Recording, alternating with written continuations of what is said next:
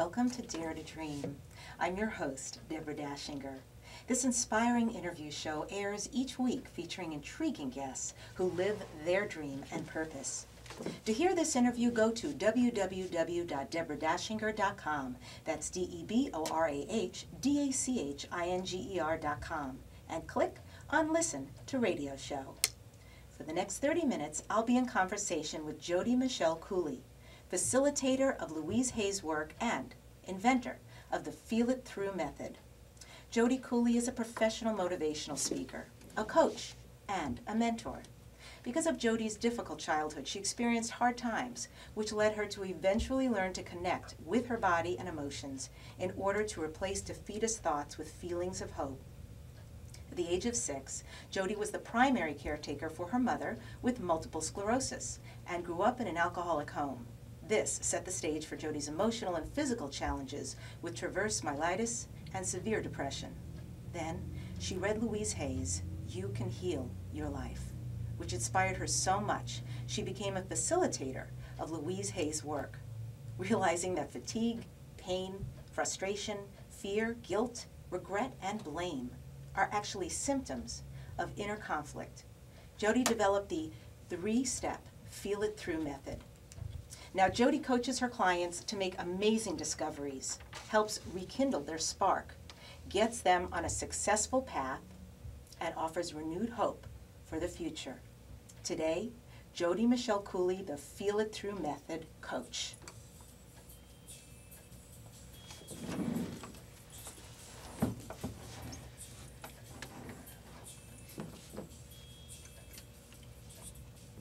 Hi, Jodi. Thanks for coming on the Dare to Dream show today.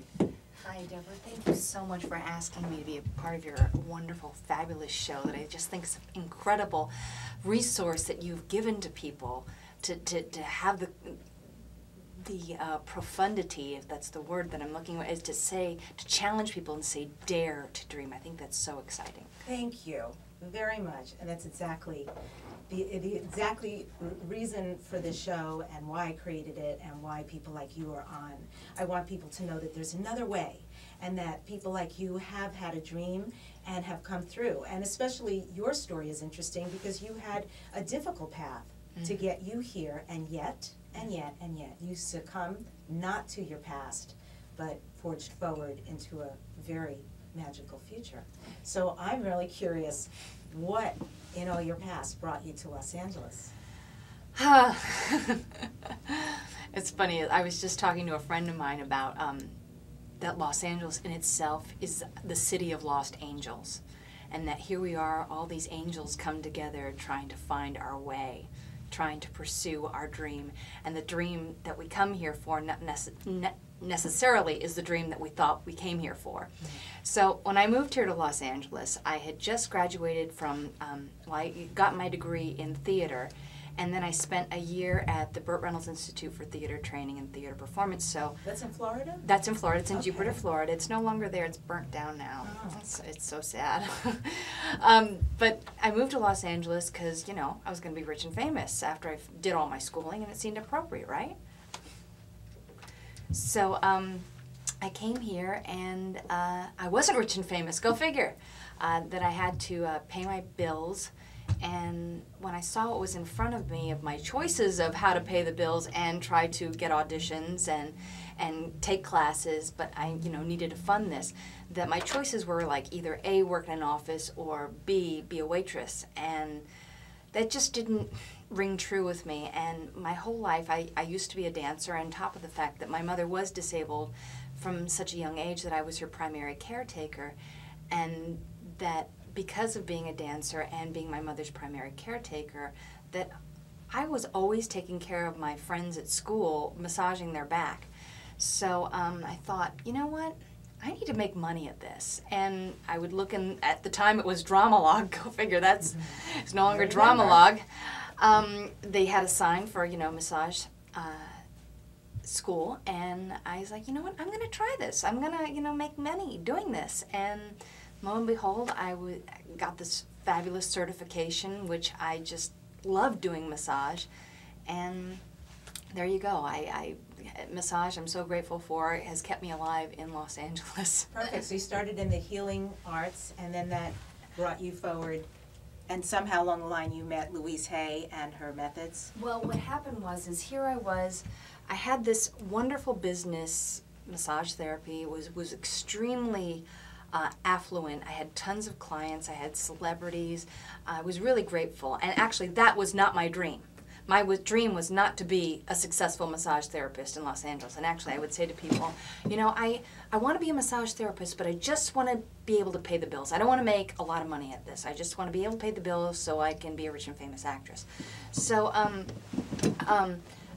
here I was doing massage. I had this great, fabulous business that people loved and adored me. I mean, I'd leave my client's house and they'd be like, oh my God, you're the best thing since sliced bread. I don't know what I would do without you. I've been proposed to on the table before. So, you know, hello, how many people would kill to have a job that pays them for people to like just constantly swoon over them and make you think that you're a deity? Well, I had on the opposite end was here I was, you know, making money doing massage. I was also going out and auditioning and hearing constantly that I wasn't enough, that you weren't pretty enough, or you were too pretty, not thin enough, not tall enough, too thin. Constantly, it was very symbolic of the dysfunctional family that I grew up in. And so I had to make a choice because it was just sucking me dry. I was just falling deeper and deeper into a depression. And this thing that was my dream to be an actress was slowly fading. So I had to make the choice what to do and what to let go of. And I wanted to leave acting, but I wanted to leave with a perspective that was loving and grateful towards all the wonderful, magnificent gifts that I'd gotten towards that from just pursuing this business. Heck, I wouldn't have moved to Los Angeles if I didn't want to be an actress. And there's earthquakes here, for God's sakes. So I met my husband, I met some incredible people, I got into the healing arts, and it led me to self-help. Okay, and before we go there, yes, really briefly, I know that based on all the research I did on you, you were involved with the TV show Seinfeld and the #1 voted episode called The Masturbation, which I think I could say on radio. Can you please explain, Lucy? So something happened in that acting. Oh, it's so hysterical. I actually was, when I got called for the audition and I showed up on the lot and they had a few of us and we had to go in and meet Larry David and Jerry, and there really was no script or anything, and I had no clue what the circumstances were, that I just basically had to go in there and meet them, and from there they picked us right then and there, and then they were going to film us. And so all I knew was I was going to have a bustier on, pretend like I was in bed, or not pretend, I would be in bed with the character Kramer. So, and there was only there was no audience because there's an audience, it was an audience taped show, but there was no audience, this was all private. And everybody was laughing hysterically. I wasn't in on the joke, no one told me what was going on. But as I was leaving the set, they were like, you realize we're making television history here. And I was like, I just laughed and giggled. You know, I'm young, naive, just moved to Los Angeles. And then the episode came out, and people were like, how much did you get paid for that? I'm like, that was extra work, okay?